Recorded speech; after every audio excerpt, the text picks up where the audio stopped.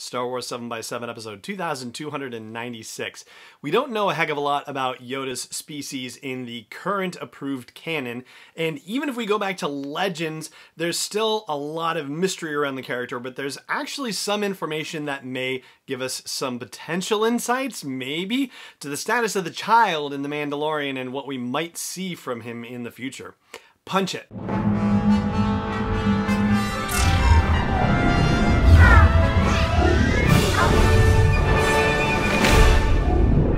Hey Rebel Rouser, I'm Alan Voivod, and this is Star Wars 7x7, your daily dose of Star Wars joy, and thank you so much for joining me for it. So we talked yesterday about Din Djarin, the Mandalorian, and about the timeline of his life, when he would have been abandoned during the Clone Wars, trying to target it a little more precisely, when he would have been having anything to do with Mandalore or Mandalorians, and the possibilities of him being involved in the Imperial Academy, the possibilities of him having some association with Sabine Wren. Well, we talked about him as the main character of The Mandalorian, the titular character, if you will. But now I thought we would take a moment to look at the child. And what we do know about him is also very minimal. We know that he's 50 years old. We know that he is pre-verbal at this point, and we know that he has Force powers, and we know that he's aware of it to some degree. And by that, I mean that it's not like, for example, when you think about Harry Potter and you think about the original movie where Hagrid explains to Harry, have you ever done something that you didn't expect to do and you couldn't understand it, like that sort of thing. So you could equate that to some degree, or create an analogy of that with the Force, where people who are Force users and don't necessarily know that they're Force users yet might be able to do things without an awareness that they're able to do things. However, it does seem like Baby Yoda is aware that he is able to do things. For example, when the Mudhorn is charging the Mandalorian in that second episode, he puts his hand out to try to stop the Mudhorn. Yes, I suppose you could say, oh no, he's just saying, oh, stop, Mudhorn. But the Mudhorn's not coming at him, it's coming at the Mandalorian. So it's a gesture that is not an instinctive, stop gesture. It's an actual reach out in defense of somebody else. And then there's a moment later in the series where he is about to get shot by a bad guy, Baby Yoda is, and he sticks his hand out as if to ward it off with the Force, or as a no, don't do it thing. It could go either way until the Mandalorian shoots the bad guy, and then Baby Yoda comically looks at his hand like, did I do that?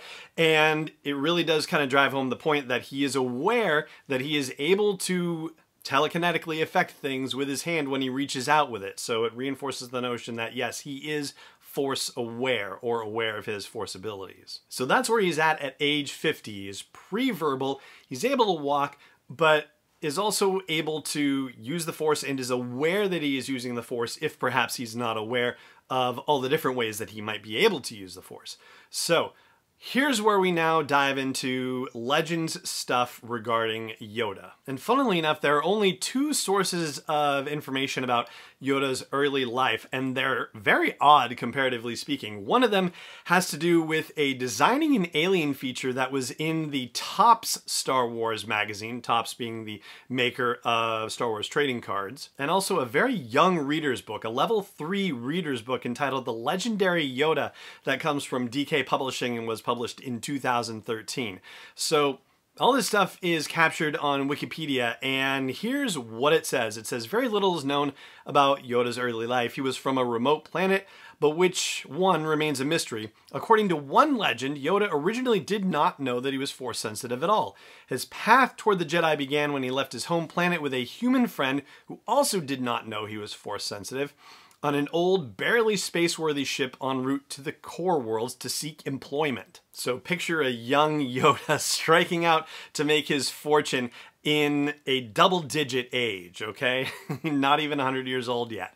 And it goes on to say, however, long before they could reach their destination, the ship was struck by a large asteroid, causing it to become severely disabled beyond their abilities to repair. They spent several days drifting dead in space, during which time both their light support systems and rations came close to being exhausted, and there was still no response to their distress signal. Story goes on to say that it seemed like they would soon meet their deaths until their sensors picked up a star system not too far away, and they had just enough power to make it there, and did so before crash landing on a strange, swampy planet covered with a dense fog. Now, it's not stated explicitly that this is Dagobah, and certainly Dagobah fits the profile of that, but we don't know if it's that for sure. The story continues to say they spent a few days there before being found by a strange being, Hylsarian, Hysalrian,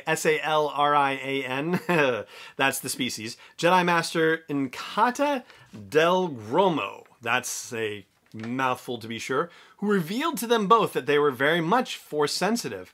The Jedi Master invited Yoda to become his apprentice, also known as Padawan. Master Gormo took them to his home, Yoda and his human friend, where he trained them in the ways of the Force, and not long after their training was complete, a Galactic Republic starship picked up their distress signal and rescued the two friends, who were now Jedi themselves. Departing this world, Yoda went to Coruscant, where he continued his training at the Jedi Temple as a Jedi Initiate. As time passed, he proved to be a skilled Jedi.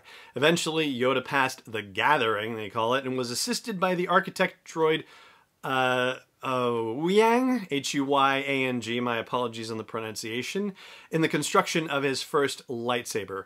When Yoda had completed his Padawan training, he became a Jedi Knight, meaning he could go on important missions. Now, the last bit is the real kicker here, and that's coming up. And before I get to that, I do just want to give you a quick reminder, please, please, please, to leave a rating or review of Star Wars 7x7 on iTunes if you haven't already.